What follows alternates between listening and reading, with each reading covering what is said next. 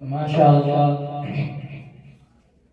बड़े ही अच्छे अंदाज में इतनी कम उम्री में बरजस्ता और बरमला अपनी बात पहुंचाई है। अल्लाह ताला इल्म व अमल में खूब बरकत अता फरमाए।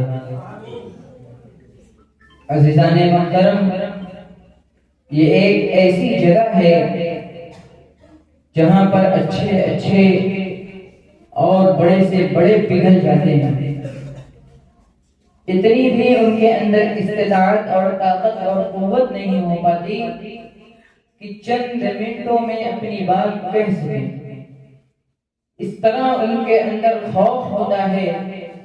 और इब्तदाई ज़माने में हम भी और हमारे रफ़क़ा और आप जितने हज़रात भी होंगे इस लाइन से, आप लोगों ने भी मुशाहिदा और तजर्बा किया होगा।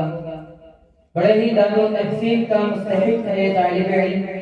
बहुत अच्छे अंदाज, बहुत अच्छा अंदाज, अदायगी, तलफ़्फ़ुज़ बहुत खूब था।